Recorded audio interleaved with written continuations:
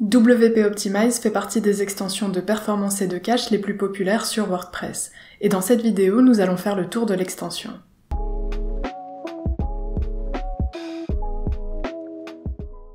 Bonjour, c'est Nora, et sur cette chaîne, je vous aide à optimiser votre site WordPress.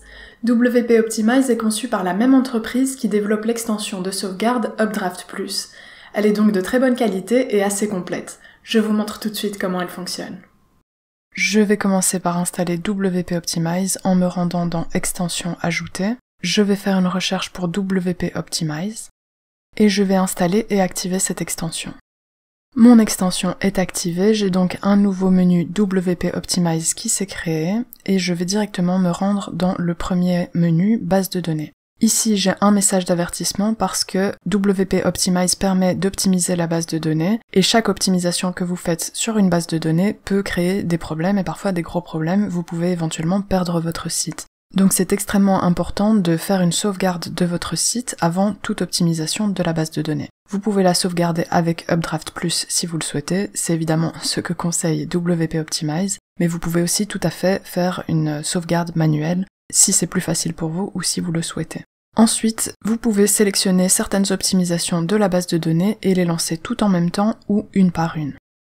Ici, je vous recommande de commencer par les optimisations qui sont sélectionnées par défaut, en faisant très attention toutefois à ce qui est en fait coché. En nettoyant les révisions, les brouillons et les publications qui sont dans la corbeille, vous allez effectivement les effacer. Donc si vous en avez besoin ou si vous comptez revenir dessus plus tard, vous pouvez désélectionner ces cases. Ensuite, pour les options qui ont un petit point d'exclamation, il faudra procéder avec prudence parce que ces options peuvent poser des problèmes sur votre site si vous les effacez simplement.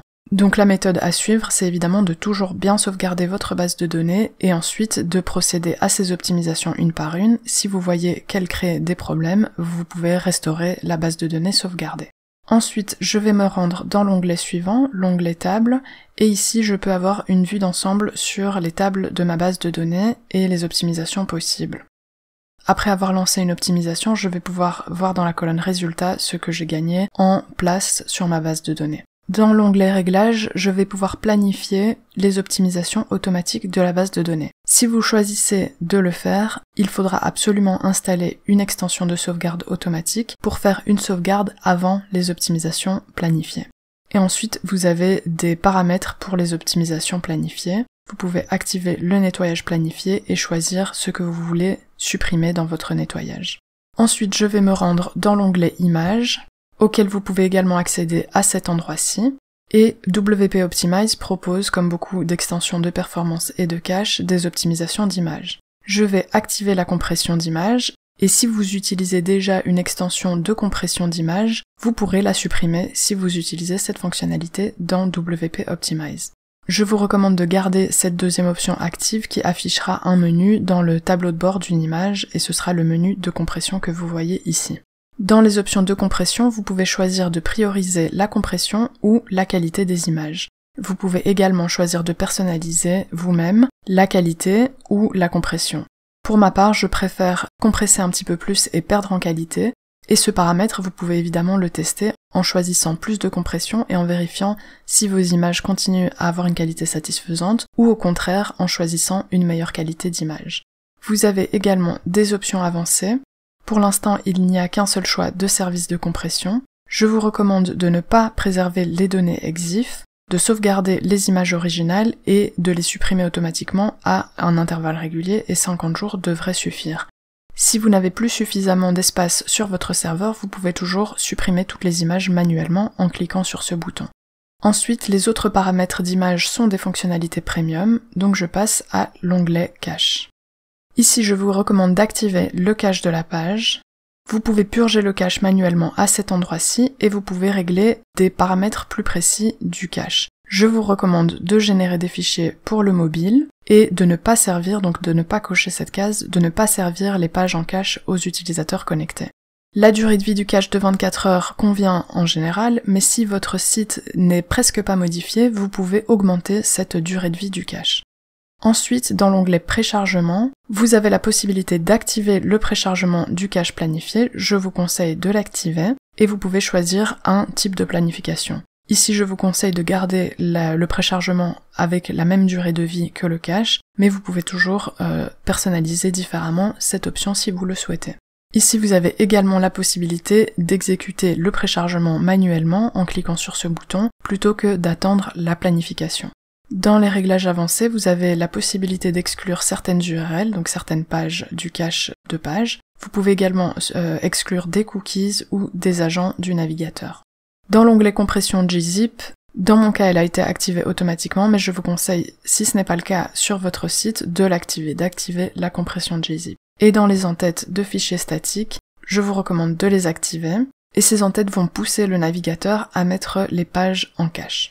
Je me rends dans le menu minifier, et ici vous avez d'abord un message d'avertissement, parce que la minification des fichiers CSS, JavaScript et HTML peut toujours causer des problèmes sur un site.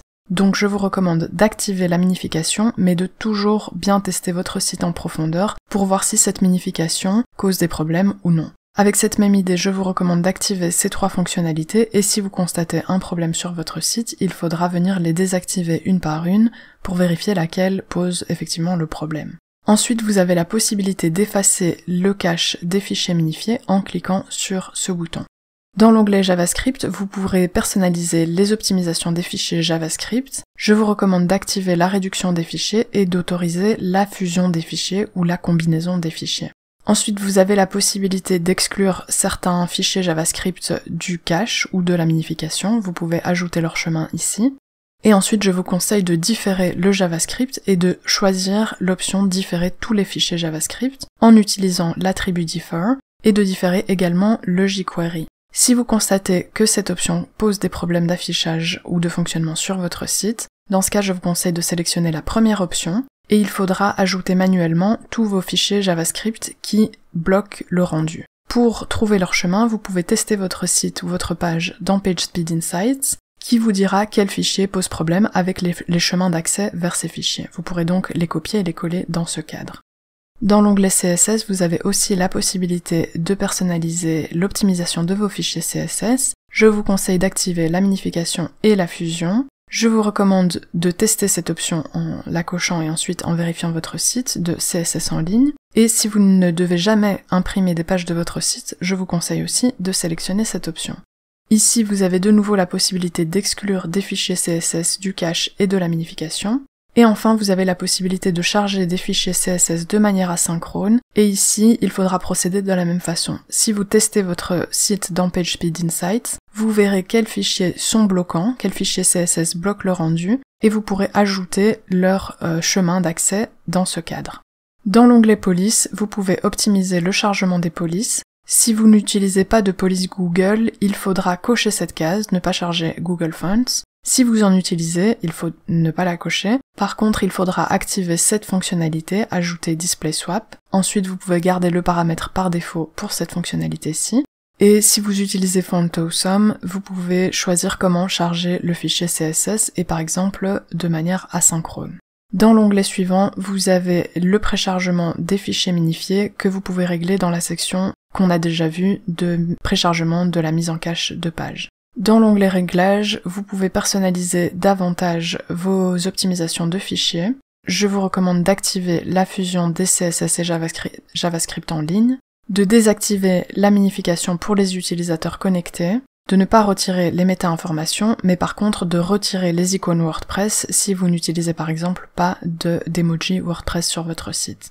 Ensuite, si vous utilisez un CDN, vous pouvez garder cette option cochée, et si vous vous apercevez qu'il y a des erreurs, il faudra soit forcer le HTTP, soit le HTTPS si vous utilisez un certificat SSL sur votre site. Ensuite, le préchargement des requêtes est une fonctionnalité premium. Enfin, dans l'onglet avancé, vous avez des informations sur la minification, le cache de minification, et ensuite vous avez la possibilité d'activer le débogage s'il y a un problème sur votre site, et ensuite vous avez les exclusions par défaut de WP Optimize qui excluent de la minification certains fichiers automatiquement. En activant cette fonctionnalité et en rafraîchissant votre page, vous aurez accès aux fichiers qui sont exclus d'office de la minification. Si vous vous rendez compte qu'un de ces fichiers, si vous utilisez par exemple WooCommerce ou un des thèmes repris ici, vous pouvez cocher cette case pour ajouter ces fichiers dans la minification et voir si ça pose des problèmes lorsque vous testez votre site. Vous avez également les fichiers incompatibles avec Internet Explorer.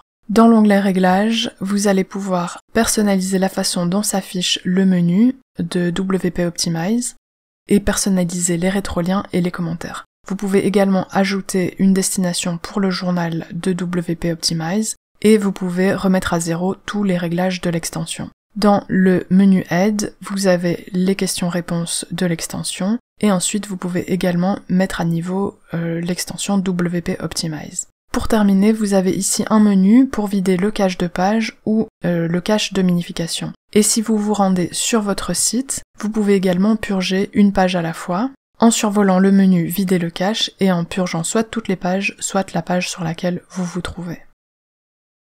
J'espère que ce tutoriel vous a été utile et que vous pourrez améliorer la vitesse de votre site. Si c'est le cas, n'hésitez pas à liker cette vidéo et à vous abonner. Vous pouvez me poser vos questions en commentaire et je vous dis à bientôt.